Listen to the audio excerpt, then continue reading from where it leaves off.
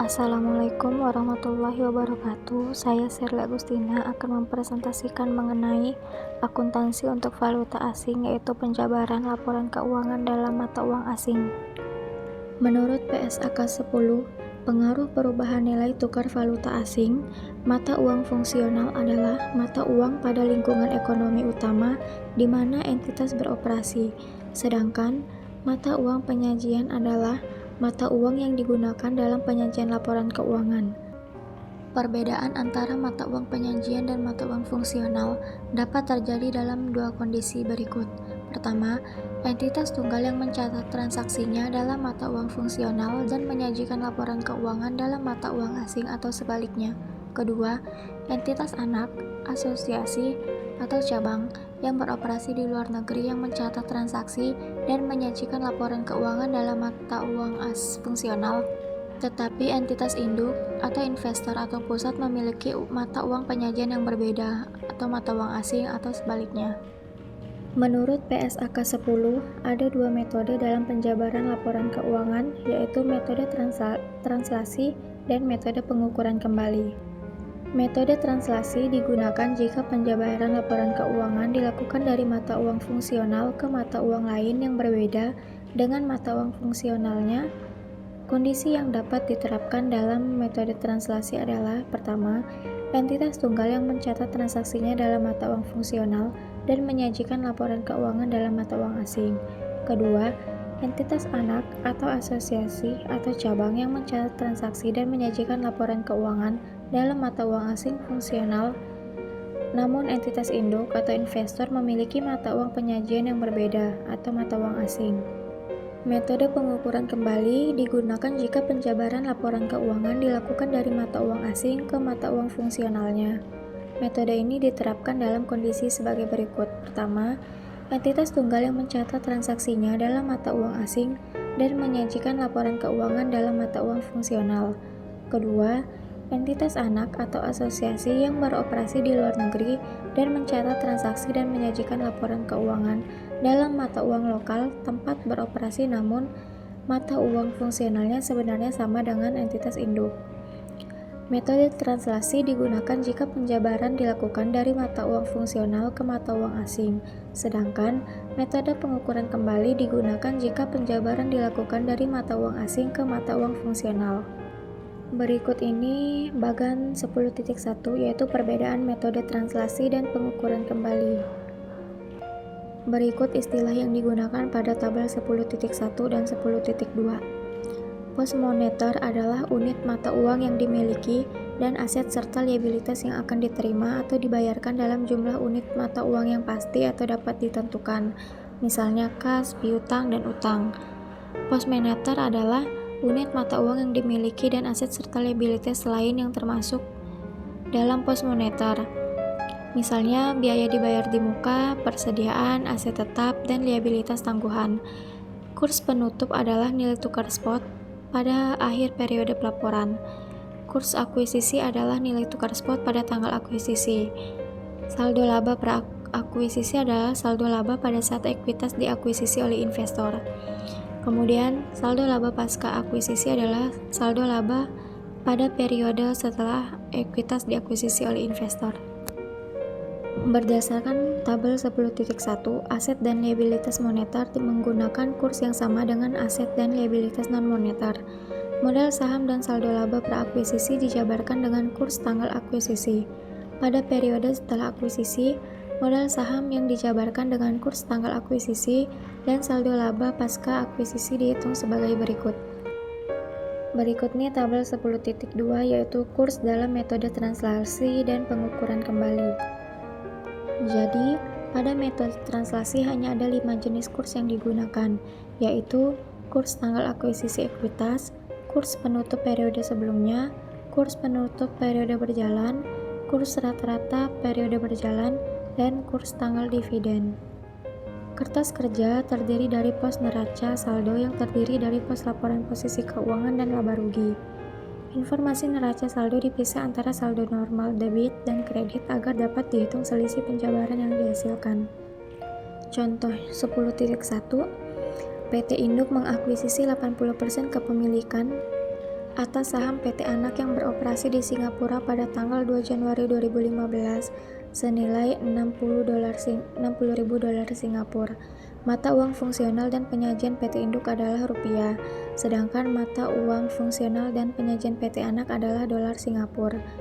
Berdasarkan laporan keuangan PT Anak, komposisi ekuitas saat akuisisi terdiri dari saham biasa dan saldo laba masing-masing sebesar 50.000 dolar Singapura dan 20.000 dolar Singapura.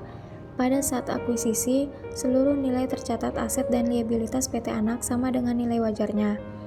Nilai wajar kepentingan non-pengendali saat akuisisi adalah 15.000 dolar Singapura. PT Anak mengumumkan laba dan dividen pada 1 April 2015. Untuk tahun 2015 masing-masing senilai 5.000 dolar Singapura dan 3.000 dolar Singapura. Berikut kurs yang relevan untuk tahun 2015. Kertas kerja tahun akuisisi. Penjabaran dilakukan dari mata uang fungsional ke mata uang asing yang digunakan PT Anak sehingga harus menggunakan metode transaksi. PT Induk harus menghitung nilai akuisisi dalam rupiah karena pencatatan investasi harus dilakukan pada mata uang fungsional dan pelaporan PT Induk. Berikut perhitungannya. Atas akuisisi tersebut dihasilkan goodwill senilai 50 juta. Pada tanggal akuisisi, seluruh pos dalam laporan posisi keuangan PT Anak dijabarkan dari dolar Singapura ke rupiah menggunakan kurs tanggal akuisisi.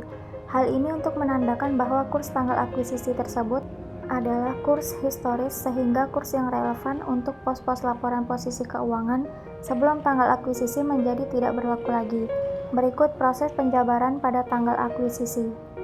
Setelah tanggal akuisisi, PT Induk akan mencatat investasinya atas PT Anak. Jika PT Induk menggunakan metode ekuitas, maka jurnal yang dicatat selama tahun 2015 adalah sebagai berikut. Jurnal untuk mencatat investasi awal pada tanggal 2 Januari 2015, investasi sebesar 600 juta di debit pada kas sebesar 600 juta di kredit. Jurnal untuk mencatat penerimaan dividen pada tanggal 1 April 2015 yaitu kas sebesar 24.120.000 di debit pada investasi sebesar 24.120.000 di kredit. Kemudian jurnal untuk mencatat pengakuan bagian laba atas PT Anak pada tanggal 31 Desember 2015 yaitu investasi sebesar 40.400.000 di debit pada bagian laba PT Anak sebesar 40.400.000 di kredit. Pada akhir tahun, laporan keuangan PT Anak kembali dijabarkan dari dolar Amerika Serikat ke rupiah. Penjabaran yang dilakukan kali ini sudah melibatkan hasil operasi dan dividen PT Anak. Berikut hasil penjabarannya. Tabel 10.4 yaitu transaksi pada 31 Desember 2015.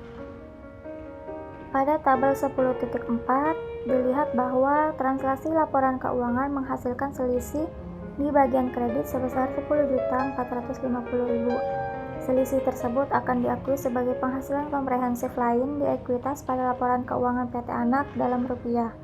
Dengan demikian, PT Induk akan mengakui 80% atas selisih tersebut dengan jurnal sebagai berikut.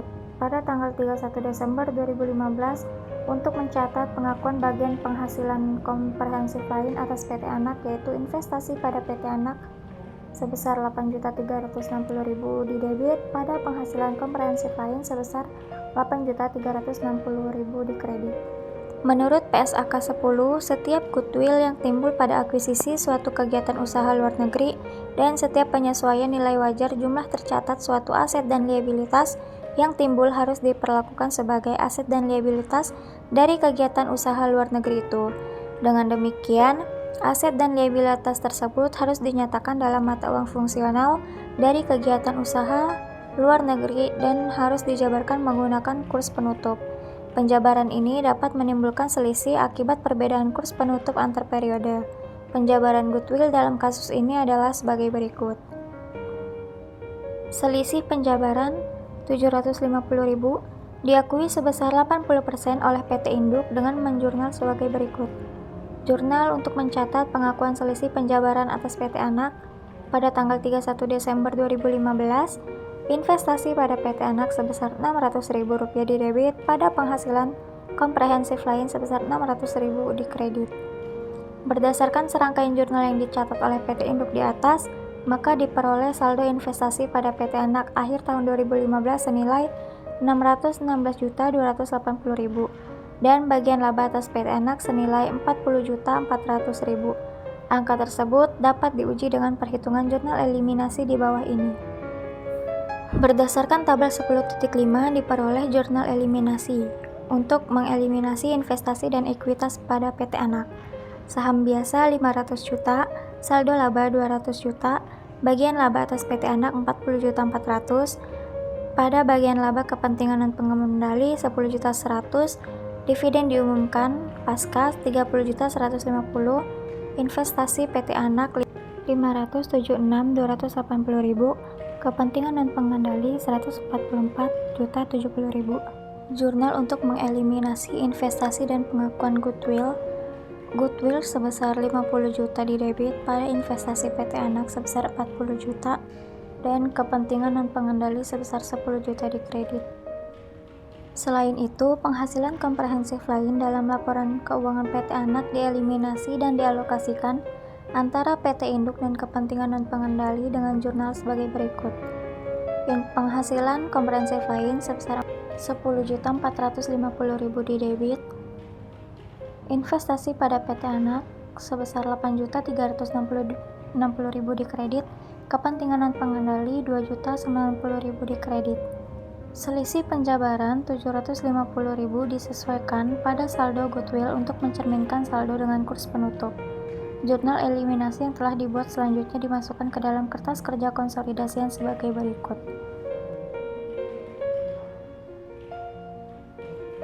Metode pengukuran kembali. Berdasarkan tabel 10.1, kurs yang digunakan untuk metode pengukuran kembali berbeda untuk pos-pos laporan posisi keuangan. Untuk aset dan liabilitas moneter menggunakan kurs penutup, sedangkan aset dan liabilitas non-moneter menggunakan kurs pada tanggal transaksi. Jika aset dan liabilitas non-moneter diperoleh sebelum akuisisi, maka digunakan kurs akuisisi. Jika aset dan liabilitas non-moneter diukur pada nilai wajar, maka digunakan kurs pada tanggal nilai wajar ditentukan. Modal saham dan saldo laba pra-akuisisi dijabarkan dengan kurs tanggal akuisisi. Pada periode setelah akuisisi, hanya modal saham yang dijabarkan dengan kurs tanggal akuisisi. Sedangkan saldo laba pasca akuisisi dihitung seperti pada metode translasi. Berdasarkan tabel 10.2, kurs yang digunakan untuk metode pengukuran kembali juga berbeda untuk pos laporan laba rugi. Untuk pendapatan dan beban moneter menggunakan kurs aktual atau rata-rata, sedangkan pendapatan dan beban non-moneter menggunakan kurs tanggal transaksi. Kurs tanggal transaksi adalah kurs tanggal perolehan, dan jika perolehan dilakukan sebelum akuisisi, maka menggunakan kurs tanggal akuisisi. Dividen dan pembagian laba lainnya dijabarkan dengan kurs aktual, yaitu kurs pada tanggal diumumkan. Contoh 10.2. PT Induk mengakuisisi 80% kepemilikan atas saham PT Anak yang beroperasi di Singapura pada tanggal 2 Januari 2015 senilai $60.000 Singapura. Mata uang fungsional dan penyajian PT Induk adalah rupiah. Mata uang fungsional PT Anak adalah rupiah. Tetapi mata uang penyajian PT Anak adalah dolar Singapura. Berdasarkan laporan keuangan PT Anak, komposisi ekuitas saat akuisisi terdiri dari saham biasa dan saldo laba, masing-masing sebesar $50.000 Singapura dan $20.000 Singapura. Pada saat akuisisi, seluruh nilai tercatat aset dan liabilitas PT Anak sama dengan nilai wajarnya. Nilai wajar kepentingan dan pengendali saat akuisisi adalah $15.000 Singapura. PT Anak mengumumkan laba dan dividen pada tanggal 1 April 2015 untuk tahun 2015, masing-masing senilai $5.000 Singapura dan $3.000 Singapura. Berikut kurs yang relevan. Laporan keuangan PT Anak harus dijabarkan ke dalam mata uang laporan keuangan PT Induk.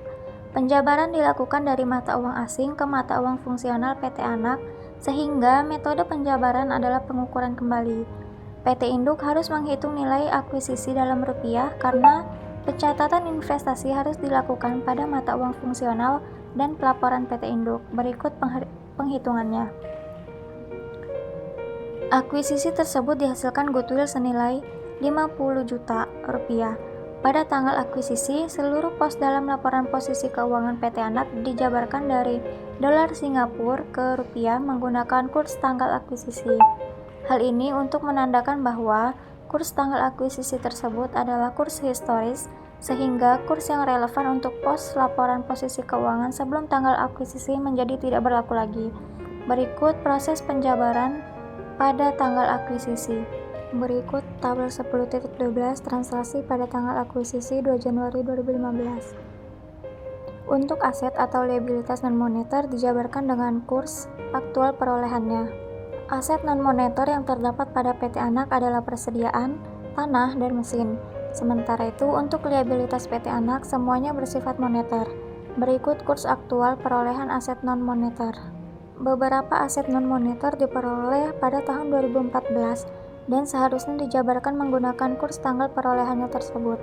Namun, karena akuisisi PT Induk terjadi pada tanggal 2 Januari 2015, maka semua kurs perolehan sebelum tanggal tersebut dapat diabaikan dan diganti dengan kurs tanggal akuisisi.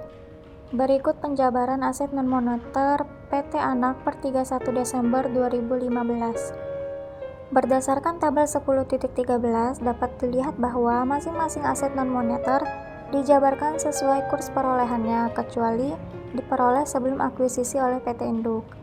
Jika mesin tersebut terdiri dari 2 kali perolehan, maka juga dijabarkan 2 kali. Perhitungan beban penyusutan dan akumulasi penyusutan mesin mengikuti kurs atas perolehan mesin, sehingga juga dibagi menjadi 2. Untuk itu, harus didapatkan rincian beban dan akumulasi penyusutan untuk masing-masing mesin dalam dolar Singapura untuk dijabarkan sesuai kurs perolehannya. Mesin 1 diperoleh sebelum tahun 2015, sehingga dijabarkan pada kurs akuisisi berikut beban dan akumulasi penyusutannya. Perhitungan beban pokok penjualan mengikuti kurs persediaan. Persediaan awal diasumsikan diperoleh sebelum tahun 2015, sehingga dijabarkan pada kurs akuisisi. Pembelian diasumsikan merata sepanjang tahun sehingga menggunakan kurs rata-rata. Seluruh persediaan akhir diperoleh tanggal 20 Desember 2015. Pada akhir tahun, laporan keuangan PT Anak kembali dijabarkan dari dolar Singapura ke rupiah. Pada penjabaran ini sudah melibatkan hasil operasi dan dividen PT Anak. Berikut hasil penjabarannya.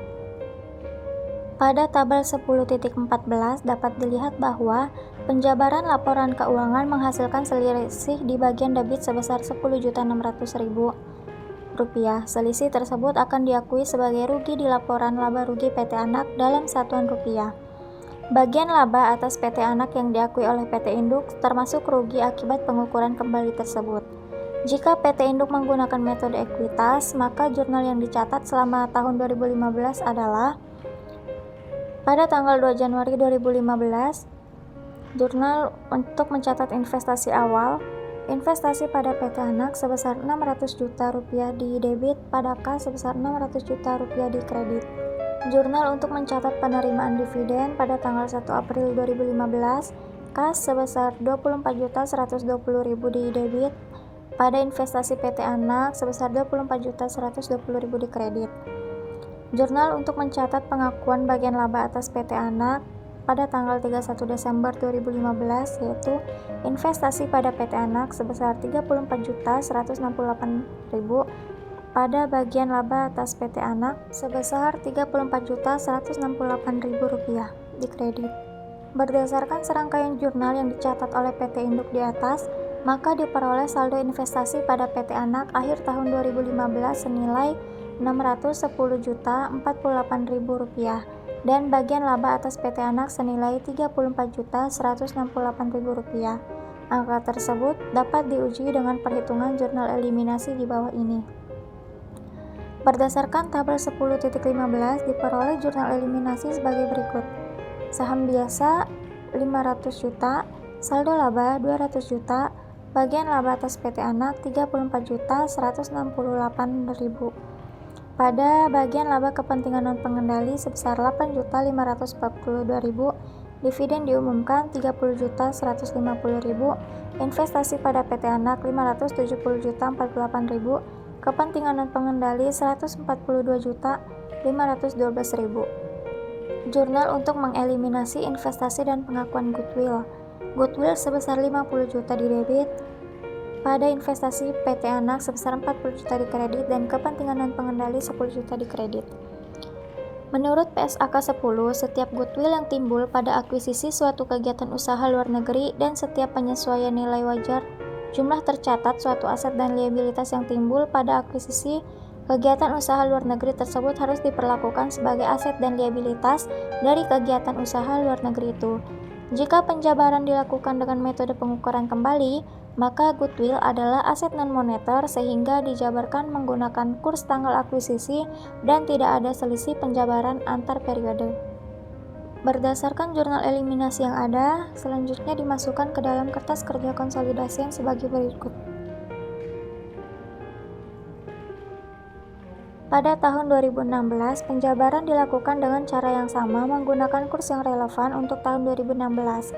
Perbedaan hanya pada penjabaran saldo laba 2016 yang harus dihitung sebagai berikut. Isu-isu lain seputar penjabaran laporan keuangan, yaitu perubahan mata uang fungsional. Perubahan mata uang fungsional dapat berdampak terhadap pencatatan transaksi dalam mata uang asing.